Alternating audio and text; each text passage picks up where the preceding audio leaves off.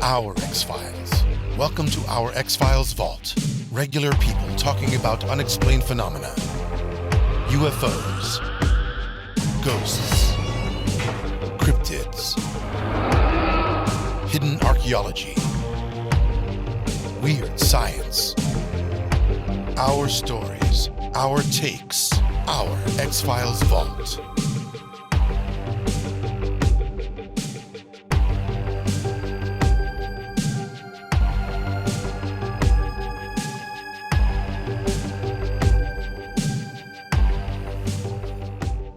I'm curious about your opinions on Jack Valet, because he's talked. Sorry about the phone. He's talked about some different interpretations of this, and I know some of the more standard nuts and bolts alien believers don't particularly care for his theories, or he talks about high strangeness and how the phenomenon is very difficult for us to understand because of that, and how it may be related to the experience of fairies and other types of beings we've encountered. What are your thoughts on that? I think he might be 100% correct. I mean, it's interesting when you look at the types of aliens that different civilizations, different countries today are seeing. You'll see little gray aliens in North America and possibly Europe. But in South America, Brazil, for example, you see these absolutely stunningly gorgeous blonde Nordiques that just take your breath away, that they're so gorgeous. That can't be real. That can't be. There are not blonde, blue-eyed Nordics living on another planet somewhere. The likelihood of the needed planetary requirements to get that kind of skin color and hair color and eyes and their shape to be so close to humans is almost impossible. What it does sound like is they're making you see the most beautiful thing you could possibly see. So A, there's no threat, and B, I'll gladly do whatever that naked woman wants to do, because that's what it works out being. Now in Russia, it's interesting that they have occasionally seen these weird 7-foot tall creatures with big, like robotically strong shoulders and little bitty heads, which sounds a lot like the Pascagoula, Mississippi creature, which had big shoulders and a little head with like 2 little beady eyes, and it almost looked like it was a mummy wrapped in some kind of weird clothing or material. So it almost seems like different regions will have different inherent responses to these things. I like his idea that, or at least his research has shown him that in Europe, where records go back thousands of years, in the same places where people used to see elves and pixies and fairies and leprechauns, and interestingly enough, very smelly dwarves, very heavy, very hairy, very smelly. It's interesting to note that the Egyptians had a special place in their heart for dwarven builders. Now, we don't have any record of any Egyptians who were actually dwarves. We don't have any mummies or anything like that. But in their stories, they are described as dwarven humans. We see the idea that dwarves built certain sites around the world overnight. Like it was not there, and then all of a sudden it's there, and there were these little dwarves that were there with the construction. I can't explain that, but it makes logical sense that whatever these creatures are, they may have been here for a long while. We have evidence in the Bible of people claiming that they saw what sound like to us UFOs taking, people up into the sky, seeing the curve of the earth, and for want of a better word, yeah, maybe those are the early builders too. Those might be the same stories that were handed down from 10,000 BC, like the Viracocha stories, like the Thoth stories, like the Awanas stories, that finally, after 6,000 years of playing telephone, they get recorded in Egypt and Sumeria around 4,000, 3,500 BC. There's a wonderful story I remember hearing years ago, where in medieval Europe, in France, the local population brought these 3 people to a bishop because they saw them descend from the sky, and they wanted to crucify them, or not crucify them, burn them at the stake, because they thought they were devils or demons. And the bishop said, did they do any harm? Did they do anything to bother you? Well, no, but they arrived from the sky. And the bishop says, well, if they haven't done any crimes, you really can't punish them for anything. So the bishop ordered them to let these 3 people go. And they looked like human beings. So we've had stories, especially in places like Japan and China too, where these beings have shown up and tried to blend in with our society, and they don't seem to be wanting to take over. I will say, however, there is one very clear example of one non-human being who wanted to take over and tried to get his people to do his bidding for him. And I hate to say it, and I don't mean to sound anti-Semitic, but that's Yahweh. That's Jehovah. Jehovah gives a technological instrument, the plans of which, to Moses, and then it's then built by the Israelites using all the gold they can find. They build the Ark of the Covenant, which is not only something that can levitate, but it can strike you dead if you don't approach it using the right protocols. 2 of Moses's own nephews were struck dead because they wanted to go talk to God, and they walked up to this thing and it zapped them with some kind of electricity. This thing is then carried with the procession as they go through the Sinai for 40 years. Occasionally, they would let it go ahead, and it would scout out a place for them to make camp, and then it would fly back on its own. And at one point, when they're getting close to Lebanon, they get reports of creatures in the Bekaa Valley to the north in Lebanon, where Baalbek is, where the trilithons, these 1,000-ton blocks of stone, and a bigger 2 in the quarry that never got moved. In this area, there are beings that, according to the scouts from the Israelites, were considered so big that we looked like grasshoppers to them. And a lot of people don't realize that the next part of the story is, so Moses commanded the Ark of the Covenant to go up there and destroy them in whirlwinds of fire. He didn't talk to them. He didn't try to learn from them. He wanted them all killed. Yeah, there are a lot of strange things in the Bible, though. I read it. I reread the Old. I'm not a religious person, but I read the Old Testament, some of the early chapters a couple of years ago, just because the King James version is such good writing that the rhythm of the writing itself is good for a writer to pick up. So as an aspiring writer, I found it interesting. And you have a story where Yahweh runs into the wife of Moses at an inn. And Yahweh's upset with Moses and is planning on killing him.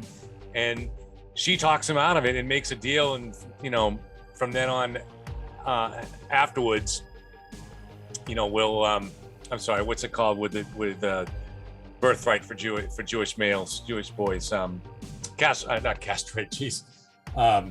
What's the word I'm trying to think of, Dave? They cut the foreskin off? Is that what you're talking about? Yes. I can't. I'm having a brain fart. And I can't remember the word, but I think that might be a bris. Yeah, but what's the? Now, anyways, so she made a deal. And so there are strange stuff that are in the Old Testament. So I think we just can kind of look at that as stories. But I do want to ask you, because this goes back to what you were just talking about a little while ago about how different cultures interpret these things. Have you read Carl Jung's book, which was written later in his life, on flying saucers? A long time ago, yeah. Back in the early 80s, late 70s. I mean, I don't want to go too deep into it because I know we talked about it a little bit on the last Quantum Mirror podcast, but to me, it's fascinating because, and if you look at his official explanation, he'll kind of tell you, well, I'm just talking about the collective unconscious as this thing that exists kind of, but he clearly, even if you look at his later interviews, and there's one in English, he clearly believed in the supernatural and always did. And he understood he was going to be somewhat vilified for this stuff. So sometimes he spoke a certain way for a certain audience. But I think he believed in his theory that flying saucers were physical manifestations from the collective unconscious. To him, I'm pretty sure he would say a radar could pick it up.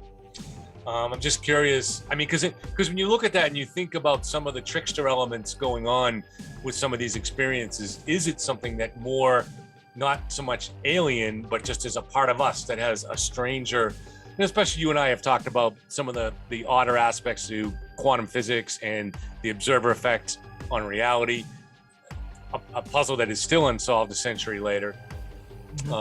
Is it possible that there's something strange going on where there is a collective unconscious and that it is there is a connection that's live and ongoing between all of us that could perhaps tap into, and create some of these phenomena. Does that seem outlandish to you, or I know it's speculative, but I thought it was outlandish back in the late 70s, early 80s, but the more we study quantum reality, there seems to be almost like a matrix type effect going on between our reality that we observe, and the reality that is created from our own consciousness. And it's interesting that as I say that, my phone decides it's going to do a little dipsy-do there. It's the more we learn about quantum reality and quantum physics, it seems more and more likely that yes, these things can possibly happen. Although I'm still very reluctant to ascribe many of these UFO sightings, especially the ones that interact with our military vehicles, as being part of our collective unconsciousness. Yes, it's possible, but it seems much more like it's an intelligently guided series of events showing us that we shouldn't be doing some of the things that we're doing, and we should be focusing on something else. Right. It just seems like that to me. I would also say that there is, because we were originally going to talk about abductions and whether or not this was aliens doing this. And I know that, one of the most famous cases is the Betty and Barney Hill abduction back in the 60s, where they wound up communicating to Betty and saying, we don't really mean to hurt you, we just are doing some tests. It's interesting to note that when they first described under hypnosis the beings in the UFO that they saw, they claimed that they both saw them wearing Nazi armbands. And it might be that that was not actually what they saw, but that was what they felt.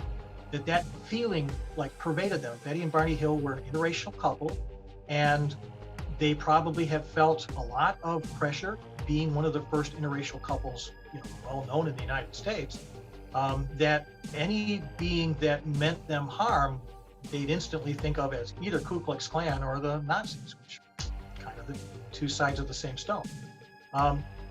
But there also appears to be evidence these days that, and I hate to say this, but one of the most famous abduction cases is the Travis Walton case, the Fire in the Sky case.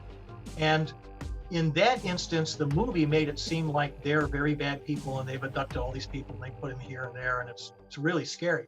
The movie doesn't follow the book. The book is much more, they were afraid that they hurt him, so they took him up into the ship to give him some kind of first aid or triage or something.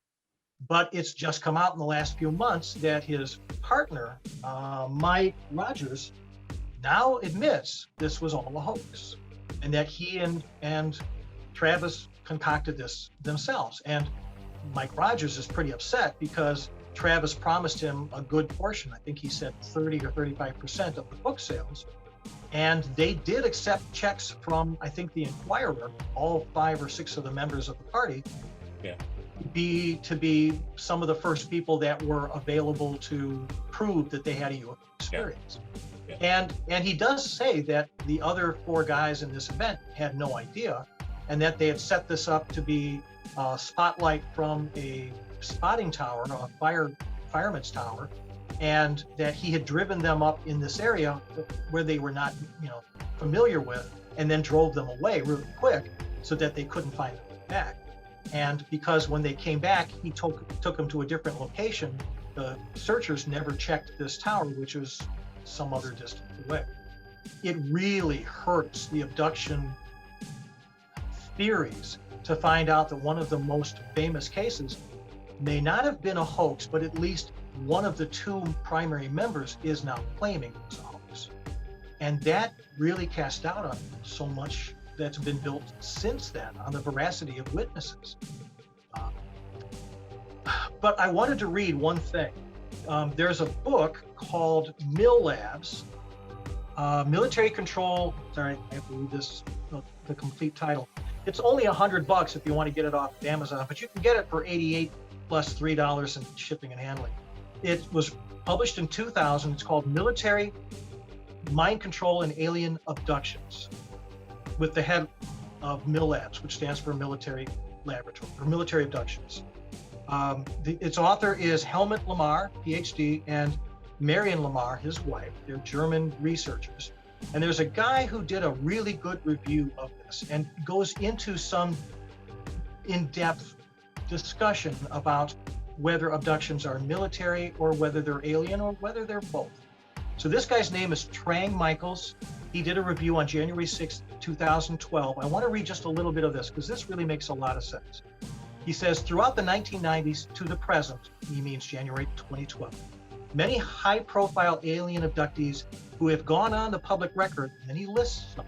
The late Dr. Carla Turner and her husband Casey, Leah Haley, Melinda Leslie, Jim Sparks, Beth Collings, Kay Wilson, Debbie Jordan Cobble, and others have claimed that in addition to their alien-type experiences, they were also being drugged by injection, kidnapped, and taken to various covert but very human-looking underground locations, where they were aggressively interrogated by military and paramilitary and medical personnel. In some cases, door locks of their houses had been broken by force, which is never a feature of the normal abduction phenomenon. These so-called mill lab incidents are radically different in character to the usual experiences with non-human entities. Harassment by unmarked black helicopters circling or hovering over their homes also features prominently. Many close-up and well-defined photos of these aircraft exist and have been published, noticeably by Bob Luca in Raymond Fowler's classic book, The Andreessen Affair, Phase 2, but also in other places. All of this speaks of a very human interest by government or quasi-governmental agencies in the experiences of genuine abductees. These incidents are reported almost exclusively from the USA, and the authors point out almost none of the high-profile researchers into the abduction phenomena, with notable exceptions like the late Dr. Carla Turner and Kay Wilson, will acknowledge the problem or deal with it. I find that very interesting. And then he ends with this paragraph. He says, the authors are to be commended for the thoroughness of their investigation and for amassing such a substantial body of evidence, which adds up to a compelling indictment. But of whom exactly? It certainly puts a different and far more serious spin on the abduction phenomena. It seems that not only are alien abductions real, but there are agencies here who know it, have more than a passing interest in the subject, and are prepared to break the law and invade the privacy of abductees, who then become double victims in order to better understand what is being done. All this activity is covert and hidden from media intrusion. It violates normal legal rights and safeguards, and it is obviously outside the regular processes of democratic government. Again, I want to give credit. That was written by Trang Michaels in 2012 on the website and Amazon that sells the book Mill Labs, Military Mind Control and Alien Abduction. He's exactly right. He's showing that even if these abductions can be attributed to aliens, the violent, dangerous, painful parts of them are not. That these people who claim to have been abducted are being abducted by the military or paramilitary groups, CIA, and are put through a much, much more painful process, almost like they're trying to give them a negative feeling about the aliens. I want to take just a quick break, and so we can talk about your work, Dave. And then if you still have time, I prepared a few questions for you that there's not going to be evidence for these things, and these are not beliefs of mine. They're just ways, the writer in me, to try to challenge you, as you're also a writer, if we can think about these things creatively. So, but why don't you first I know you're a screenwriter, you've written maybe a dozen screenplays. If you want to talk about that, any of your most recent work on that. I know you do a lot of ghostwriting too. I can't talk about the ghostwriting. I'd be violating my You can say if you're available or not, though. I can say that there is a new Donald Trump coffee table book called Kofifi, which has introductions to each chapter of 200 of Donald Trump's most inane tweets. And some of those texts in those introductions and the introduction to the book sound a lot like my writing. So, check that book out. I've written a really good science fiction screenplay that was going to be sent as a series. It was going to deal with the real Men in Black, the very serious Men in Black, the one that people are still reporting to this day. And I called it Silencers. And it made its way up to, and you can see it on my website if you go to the International Screenwriters Association Network. It's called networkisa.org. I have it on there. I dealt with it in a serious manner because I was really displeased with the comic book manner that they did of the Men in Black with Tommy Lee Jones and Will Smith. If you try to find actual Men in Black cases now, you have to wade through hundreds of pages devoted to the movie and the sequel and the sequel to the sequel and the comic books and everything else involved in that. It's almost like they wanted to hide the actual Men in Black cases under this avalanche of media, and they did a great job. So I wanted to do something serious. So I created a series where in every hour-long episode there would be a 5-minute historical representation of an actual Men in Black event. It got, as far as I know, to the desk of a producer at the Sci-Fi Channel who said, "This is great, this is the best screenplay I've read in 2 years, but it'll never get made because it's too close to the truth." And then, supposedly, he said, "Can the author Disney it up a bit?" I was like, no, that misses the point. This is supposed to be like a historical view of what's going on right now with actual events, so that if you want to be scared of something, don't be scared of Will Smith and the octopus being born in the back seat of the Ford station wagon. Be scared of the guy that was spotted in the middle of an LA street wearing an overcoat and a heavy hat in the middle of July. And as this woman passes him by, he looks in the window and she realizes he has no face.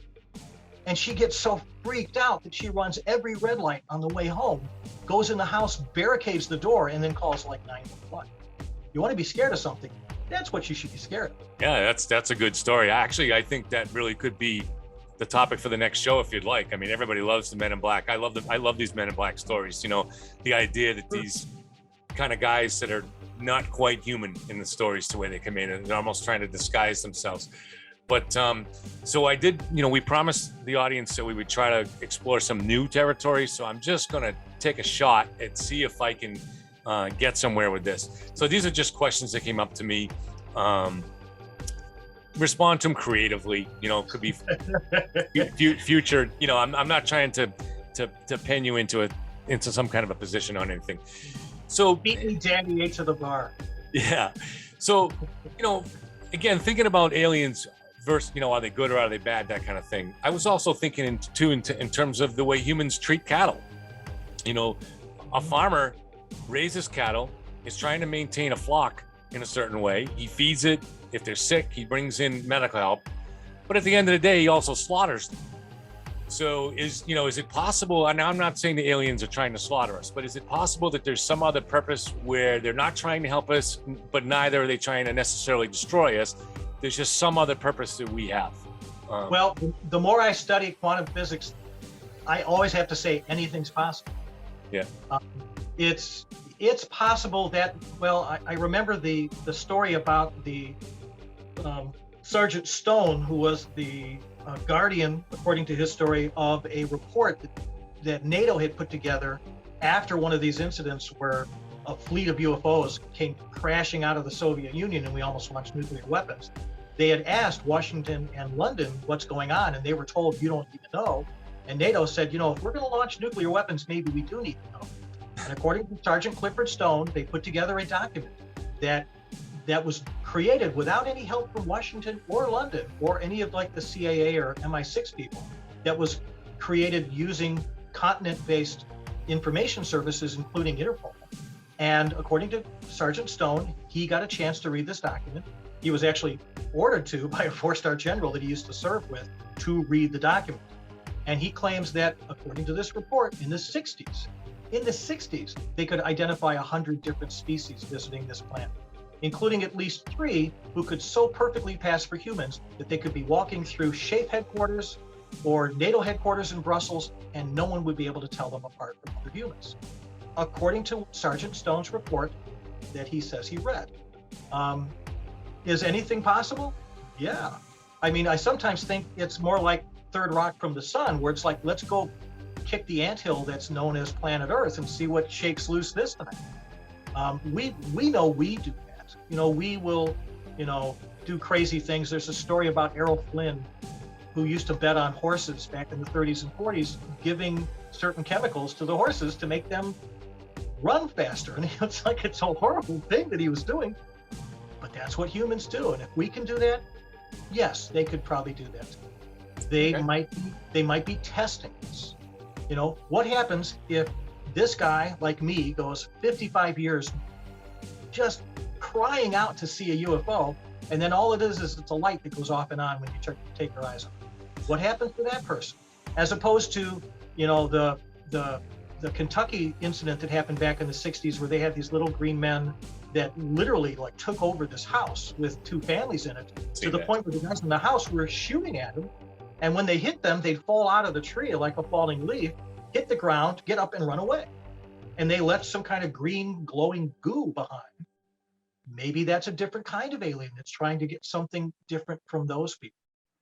Is it possible? Yeah, almost anything's possible these days.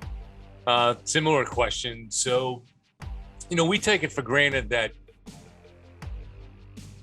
especially as Westerners, we think of ourselves as individuals. But it's very possible, it seems to me, that an alien race could be more like an insect hive, where you have bees or ants, where they're just kind of drones, and it's more, they may have some individual aspect to them, but it's more about a drone, a hive mentality. Does that seem possible to you, or something like that unlikely to develop technology? I remember somebody making a comment back in the 90s about the gray aliens almost look like they're grown clones that whoever the growers are had sent out in these ships, because they don't want to take the time to get off the couch and come visit us. So they grow these little beings and send them out in their technology so they could just find out what's going on from long distance. Yeah, they could be insect-like, they could be hive-like, they could be single-minded clones, they could be computer-controlled with implants, with chips. They could even be psychically controlled. Would that impact any of your thinking about how their interactions with us might be?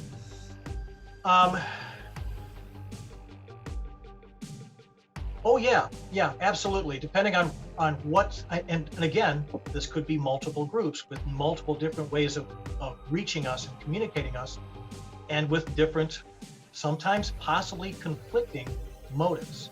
There may be some that want to harvest our laughter or our tears, not necessarily our souls, like in Final Fantasy, but it might be that they're curious to a point where, we'll stop and watch a traffic accident, or we'll, watch a show because it's so interesting to see what happens, on the Royals from episode 1 to episode 25. So kind of like emotional vampires, something like that? Well, maybe not even vampire. I mean, are we emotional vampires when we watch, America's Got Talent? Maybe. Or, that kind of thing? Maybe. No, I'm kidding. Maybe. No, I'm not saying we're not. I'm saying that, yeah, that's possible. I think, though, it's more interesting and more likely that they see us at an evolutionary window, where it's not just that we have our technology at a point where we've never had it. We aren't just populating this planet in a way that we never have before. We had 1 billion people 150 years ago. We're now at 7.5 billion. And the next 10 years, we're going to add another billion, and then another billion, and then another billion. Our planet can't take care of 7 billion. I don't know what we're going to be like when we've got 20. So, and on top of that, it's pretty clear now, except to a very small group of people who also might think that the Earth is flat, that we are going through some severe climate disruptions. I wouldn't call it climate change anymore. I would call it climate disruption. We had rain in Greenland on a glacier last week where it has never rained in recorded history, all the way back to Viking times. We have Glacier National Park, which within a few number of years is not going to have any glaciers in it. We have blocks of ice the size of Rhode Island breaking off from Antarctica, and the ocean levels are rising. Meanwhile, the oceans are turning more acidic than they've ever been, which is great for jellyfish. It's great for man of war. It's not good for fish and other creatures. I don't want to go too far down the climate change thing, just because that's a whole other show, you know. But look at where we are with our population, with the problems we're having with the climate, and with our level of technology. What if an alien race was able to get to this planet and screwed up and dropped a time machine on us, and our military took it over? What kind of troubles could we cause then? I think they want to keep an eye on us, and if they can help us through this window without destroying the planet for eternity, maybe that would be a good thing. Wanted to run another. One more thing. Yeah. People don't realize, because we just don't look at it. We spend so much time thinking about Mars. Oh, let's go colonize Mars. Oh, Mars would be a great place. Well, we're now realizing that Mars is too small to have enough of a magnetic core to create a radiation protective barrier the way the Earth does. Right. And it's possible that we'll never be able to colonize it because of its size. There's another planet right next door that's almost the same size as Earth, and that's called Venus. But there's a problem with Venus. Venus has a runaway greenhouse effect. What if Venus was just like Earth? What if Venus was colonized just like Earth? And what if, just like Earth, its climate got out of control and now it's 800 degrees and anything you put there will melt in 3 minutes? Is that where the Earth is going? Maybe that's where we went wrong. Maybe that's what Venus was like before their runaway. Well, Venus is closer to the sun, isn't it? It is, but that's not why it has a runaway greenhouse effect. It's still within the Goldilocks zone. It would have been perfectly able to harbor life the way the Earth did. It doesn't appear to have had any major cataclysm to create a moon the way the Earth had its moon created. The odd thing is, though, it rotates backwards, which is kind of odd. We don't really know what that's about. But we have to look. I think the theory is about the collision with the moon, right, or whatever. Could be. Became the moon. Yeah. Could be that whatever that event was, which is something that Zecharia Sitchin is postulating in his interpretations of Sumerian mythology, with the battle in the sky, with Tiamat and all that. It's possible that something actually hit what is now the asteroid field between Mars and Jupiter and destroyed it to a point where it's just rocks. And one of those pieces of debris hit Mars so hard that it literally almost split it in two. And that's why on the opposite side, you have a valley that's bigger than the Grand Canyon, longer, deeper, and wider, because the planet almost broke in two. And we think that's where it lost its remaining atmosphere and all of its water was from this collision. But we don't know how old that is. We don't know if that was, millions of years ago or billions of years ago. So the possibility of us terraforming that, I want to say also, just for the record, the possibility that we have bases on Mars is flat out wrong. The possibility that we had bases on the moon, flat out impossible. If China has orbiters around both the moon and Mars, and we had bases there, A, we wouldn't be able to hide it, and B, China would love to be able to rub our noses in it. Look what your government's doing and not telling you. Look at all the money they're wasting. They could have been building bridges. They could have been building better highways.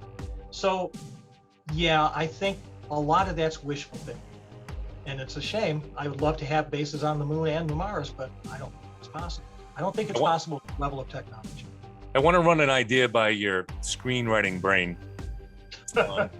This is kind of, interestingly, some of this came from last night. I was looking over some creative ways to do the invasion documentary. And for instance, even thinking in terms of if you were going to construct a sci-fi novel or a movie, what are some ways that possibly humans could fight back and things like that. And then it brought me back to some of the conversations that me and you and Danielle had actually last couple weeks ago.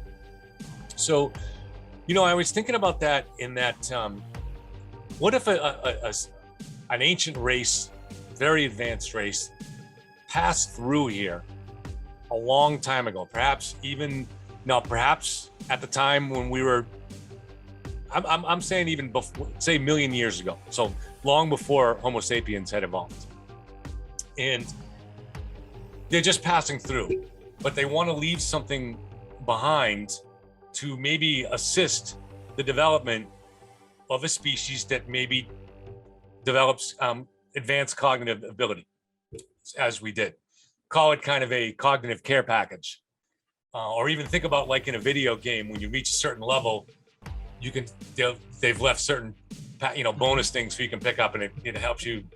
It's either a new tool or a new something like that, does that seem crazy that you would have something where they could leave these kind of little cognitive care packages that would help in our develop, maybe help spur us onto civilization a little bit quicker, or perhaps leave us medicines, or, we could discover these things? Does that seem completely inconceivable? Not completely inconceivable at all. That's basically the whole premise behind 2001: A Space Odyssey. Was that similar, yeah. Some civilization left behind a big block and said, hey, there's another one on the moon, go dig it up. And oh, hey, when you get those two, go look at Jupiter. That's what it was. That was Arthur C. Clarke basically saying, what if this had happened? You could also look at, Graham Hancock is now getting much more into a pharmacological bend to his research, where he points out that ayahuasca, which allows the absorption of DMT into the human body, is primarily made from two plants which have two different things that they do to the body. One is it gives DMT to the human body, which, by the way, the human body breaks down and gets rid of as fast as possible, because our bodies realize DMT is too powerful, we'll get rid of it. As opposed to the fact that we have natural receptors, not just for aspirin, but also for THC, which is the active chemical in marijuana once it's heated. He also points out that the second plant is something that naturally inhibits the human body's dismissal of DMT. You could drink all the DMT, beer and wine that you wanted to, it wouldn't have any effect on you without the second plant. And he suggests that the possibility of finding these two plants and putting them together by native species, by native humans, in the last 2,000 years is practically impossible, given the many thousands of plants there are in the Amazon. Somebody had to know about these, somebody had to tell them. That's what Graham Hancock says. I don't necessarily think he's wrong. His book is supernatural, yeah. Yep. Now, I will also say, what most people don't look for is they don't look for, when you think of this as a screenwriter, the inciting incident for an invasion. Like, we just assume they're going to want us, or they're going to want our planet, or they're going to want our resources, or whatever. One of the best inciting incidents is from Hitchhiker's Guide to the Galaxy, where the idea is this alien race is going to put an intergalactic highway through, and the Earth's in the way, so they just, whoop, Earth is gone. I came up with an idea for an inciting incident where this woman, and this is called This Never Happened. This is an idea I've just started working on the last couple of weeks. A female military officer tasked in Iraq with decoding encrypted messages accidentally gets one not from the surface but from up there that was bounced off a satellite accidentally, and she picked it up and decoded it and realized it's coming from Alpha Centauri, which we don't have any bases in Alpha Centauri. And there's something in their book that says if you get anything that's above the horizon, talk to this one agent. And there's a non-military guy assigned to their base in Iraq, and he basically gets all her information and then says, we never spoke, I was never here, this never happened. She's like, okay, fine. And then finds out like 2 days later, he committed suicide. She's like, no, he would never commit suicide. And then she realizes she's next. So she winds up getting a little piece of technology that spoofs her own death. And she finds out that this message was going down to, of all places, Guantanamo. And at Guantanamo, there's a military guy who's been in prison for 27 years, a US military guy. And the whole reason that the base is there is just to cover up the fact that we're keeping this guy there. And this guy is in his 90s. He's one of the last surviving members of the treaty that was signed between Eisenhower and the off-worlders. And the reason that he's still alive is because, according to the treaty, we are not allowed to harm him, except we can keep him in prison so he can't talk to anybody else. And these aliens are like, hey, we haven't heard from you in 27 years. You got like 3 weeks and we're invading because we think something bad has happened to you. And it's like, the gloves are off. You guys didn't honor your treaty. The guy in prison is one of them, or? No, it's a human. He's one of the guys that worked with Eisenhower's staff. that, according to this totally fictional, not based on reality, totally made up, please. No, I like it. I like it. Yeah. Right. So no, the idea is that he hasn't been allowed to communicate back to the other people of the treaty. And there is a single satellite that's supposed to relay this down to the ground, and for some reason it got moved and pointed directly at this, military base in Iraq, where she's able to decode it and find out that, he's supposed to try to contact them. And so the end of this is basically he gets a final chance to send a message to them, and he knows as soon as he sends the message he's dead. And so he has to make the message good, and I've been worrying about 2 weeks how to make this last message, and I decided that the last message is going to be, you know what, invade. Go ahead. You can't do any worse than we've already done to ourselves. We have tens of thousands of warheads just scattered around the planet. We still have, we think, a few dozen suitcase nukes that the Russians have managed to sneak into the United States. So what was the treaty? I mean, I love everything about the scenario, except I'm not sure what the treaty was. Well, back in the 1950s, when Eisenhower was president, there was an incident where he supposedly was in California and had to go out in the middle of the night. And the next day, the newspapers couldn't figure out what had happened. One of them actually ran the story that Eisenhower had died overnight, which had to be immediately redacted. And the press report finally came out that he supposedly had a late night toothache and had to go to the dentist in the middle of the night, which doesn't really sit well with anybody because it doesn't seem to match any of the records. People have theorized that he went to Edwards Air Force Base and had a meeting with aliens because, according to Gordon Cooper, astronaut Gordon Cooper, he was present on the base when they had theodolite cameras and were able to photograph a UFO landing at the end of the runway. And just right, but for the sake of your story, what would the actual treaty be between us and this other civilization? I mean, you could make it pretty much anything you want. I would think that it's basically, we are here to help you get through this difficult time. We've seen other civilizations get to the nuclear age and the fusion age, and then they're a match head, and just either they blow up and there's nothing left, or they figure out this is wrong. We'd like to help you figure out this is wrong. Do your own little political things. We're not going to get too much involved in that, but just 5 or 6 basic things. Don't destroy the planet. So why do they have this guy in prison? That's the part. That's what are we trying to hide that we're doing, or everything that we're doing, we're trying to hide. We're trying to make the abductions on a military side look like the aliens are bad people, which, according to some of the people that are being abducted, that's not the case. The bad side of it is the MILABs, the military abductions, that's giving this impression. We're trying to hide that we're trying to dominate the planet. The United States is doing exactly what other countries have tried to do in the past. We're just doing it economically. China's trying to do the same thing now. Japan wanted to do the same thing. Japan had 200-year ahead plans for their businesses on how to control certain segments of the economy. Vladimir Putin would love to control all of Europe if he could get his fingers around it. That's a normal human thing. It's weird that the more power you have, the more power you want. But you look at some of these rich people like Elon Musk and people like that who have billions of dollars, and yet they need billions more. Elon Musk. I don't know if he needs money. I think he just needs more toys. He wants to do his space program, but anyways, that's a whole other discussion. But I want to kind of go ahead. So that's a human thing, but that doesn't mean that it's not something that would stop us from allowing technology to help us. If somebody came up with a device tomorrow that said, here's free energy, you can power everything you want from your house to your car with this little box, it's non-toxic, it doesn't take any wires, and it will last indefinitely, the oil and gas and coal industries would go, no, we don't want that. Look at all our business. Look at all the people we employ that would go out of work. So that kind of stuff, yeah, we could be hiding that, sure. So anyways, the premise that I came up with when I was watching some of these shows last night and trying to think about, the main barrier was, for most of these documentaries are asserting that any civilization, any alien civilization that would come to Earth would have had to come so far that the technology would put them so far ahead of us that we'd be basically ants to them, or at the very least, we'd be Neanderthals. It'll be like the U.S. military warning against Neanderthals.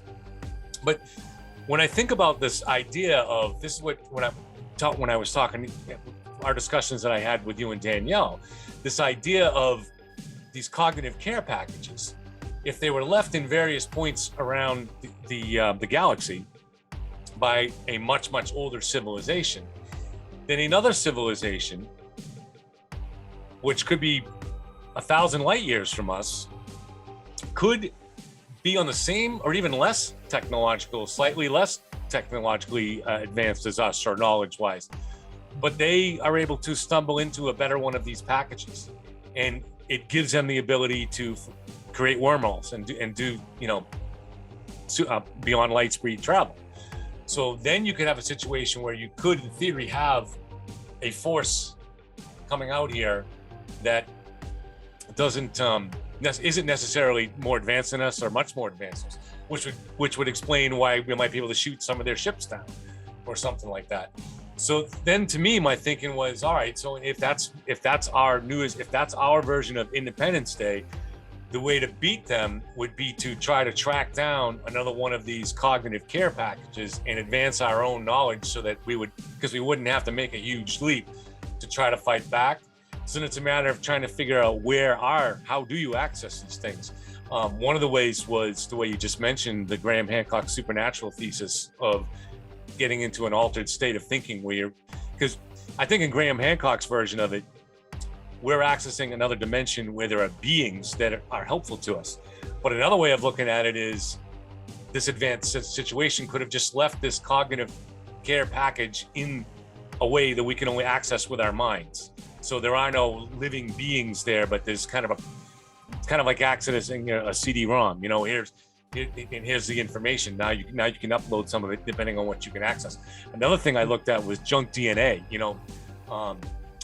There's been theories in the past about could there be, we have these billions of pieces of DNA that don't seem to serve any purpose. Could there be some kind of messaging left in it? And the only other thing I looked at, and I would love to find a way to make this work into this scenario, and I can't figure out a way, so maybe you can. But I've always been fascinated by toxoplasma gondii, the parasite. Have you familiar with it? No, I'm not. Oh, okay. You're gonna love this. Are you G-A-N-D-H-I? It's spelled toxoplasma and then Gondii. Are you a cat lover by any chance? I am. I've got one right over my shoulder. Okay, well, there is a very good chance. In fact, you almost certainly are infected by toxoplasma gondii right now as we speak. They estimate that roughly, they've known about this for about 100 years. And they estimate that about 50% of the global population, or somewhere close to that, is infected now, and there's no way to get rid of it. Certainly, it tends to it travels through cat feces and cat urine, so cat owners in particular will have this, but it also can go through other animals too. But it's a parasite that needs to reproduce inside the stomach of a cat. That's the only place in the world that it can reproduce. Then it comes out in the cat's cysts come out in the cat's urine or in its feces. The mice in the field will eventually eat this up, and it'll get into the bodies of the mice. Oh, this is the one that makes the mice not afraid of the cats. So the cats that's exactly right. So so that's how it finds its way back into the cats. But the interesting thing about it is what is the possible effect of this on human civilization? Because the studies have shown a lot of interesting effects that it has on human brains. For one thing, in a more severe cases, it's more likely to lead to schizophrenia and bipolar disorder. But another thing that they've shown is it's more like people that have an infection with this are more likely to get in traffic accidents. And even more interestingly, they have found that people become much more risk averse. They engage in more risky behavior if they're infected with this, which would make human beings in Africa 100,000 years ago, Homo sapiens, more likely to organize and venture out and invade the Middle East and spread across the world. Sure, yeah. Could also make them more likely to become more, to develop warlike cultures, could make them more likely, in other words, to develop civilization. To me, it's a really interesting idea that this, and by the way, in civilization, who has benefited from civilization? Cats. They've done, they've done very well. I would say the dogs probably too. I think probably dogs have increased their genetic species faster than anything else, except maybe, I don't know, bacteria and viruses. I mean, but dogs are innocent. I'm just kidding. But no, but I mean, I don't. Says, no, dogs are never innocent. Yeah, but it was just interesting to think that it's possible that this parasite, like you've talked about the builders, these alien entities that possibly have aided the rise of our civilization. But interestingly, these parasites might be the thing that have aided the rise in our civilization. So I was searching, is there a way that I could tie this into this invasion document where we look at that and say, now we have a way to fight back, but and not using the War of the Worlds ending scenario, but maybe a twist on that. But I don't know. I don't know if you can think of anything. I could, but I don't know if you want to broadcast it to the entire world without copywriting it first or sending it to the West. There you go. You can tell it's me. It's, again, darn near anything's possible. I mean, we're beginning to learn. There's a small community in northern England that is immune to the bubonic plague, because at one point, 2 people in that city both had this gene and had offspring, and those offspring both carried, I guess, this same gene, so it became a dominant gene, and everybody in this little isolated community intermarried with the offspring of these 2 people, and now you have an entire community because of this one gene that is immune to the bubonic plague. It's possible, and we also know that in the last month, I think it was in July, they announced that there was a form of cancer that was now permanently cured because of a gene that can be turned on by just going into the human genome and giving this gene to them through a virus. That the virus carries this gene, and when the gene attaches, ding, this cancer is totally cured. Yeah, retroviruses, they use them big time, So we know that there are, a brave new world through chemistry. We can do some amazing things. It's probably entirely possible that this is what's going on. I would say, though, having had cats all my life since I was a very small kid, the likelihood that I would have been infected is very high, because we used to have lots of cats. However, I am definitely not non-risk averse. I am, what people used to call safety net. When you get your first kid, you have to safety-proof the house, but then you got to learn all these things that kids will do that you have to tell them not to do it before they do it. And I used to tell my kids that, you aren't going to learn this until you do it wrong, but that's okay, because that's what humans do. We learn from our mistakes. We don't learn that the stove is hot until we burn our hands. And once we burn our hands, we go, ow, now I get it. Humans are like that in every civilization across the world and across time frames. We don't get it until we do it wrong. That's not like other species. Birds learn how to sing and how to fly by watching other birds do it, not by failing. Although if you don't figure it out, you will fail. And there's only one way to find out, and that's you jump out of the nest. And if you see your parents doing this, you'll try to do the same thing. We know that there are plenty of, there's a problem right now because of the coronavirus and other things affecting the bird population, that in some species, there are not enough adults to teach them their song. And some of the birds are losing their types of songs because of different things like West Nile that have decimated bird populations. So we know that other animal species learn from mimicking, learn from doing what others of their species have done. Horses can walk within an hour, because if they can't walk, they'll be dinner for some other animal. So, civilization has taught them that the ones that survive are the ones that can get up and run fastest. If you can't get up and run, those genes will be taken out of the gene. It's entirely possible that as humans, we have maybe, possibly, had gene editing done in our past. It's part of the idea behind the book Dune, where the Bene Gesserit hop between planets and plant the idea that there's this holy reverend mother that will save you when she lands on your planet, just in case one of their people crashes on a planet, and lo and behold, they land on Arrakis, and this idea is already implanted into the people. So yeah, that kind of concept has been suggested before and is not impossible. I wouldn't be surprised if it's not designed to be only available. Here's a good example of what you're talking about. You want something that teaches humans, when they're at the right stage, that there is a level of understanding that somebody had before them that is like a wake-up call, okay? Here's a perfect example. People study the Great Pyramid, and they argue about whether it's 10,000 years old or older, or done by the dynastic Egyptians. And the Great Pyramid is pretty much unique, not just because it's the biggest stone building in the world, but it also has all these different passageways. We used to think that it had a descending passageway below the actual hill it was built on, and the hill was terraced so that they kept the hill in place. They didn't just flatten it to the ground like we would. And they thought, well, this is where the original pharaoh's tomb was going to be, because all the other pyramids have a tomb below ground. But then there's an ascending point. Oh, well, they must have changed their minds and they were going to put it in here in the middle. Oh, they changed their minds again. And then they added a grand gallery and had a third level.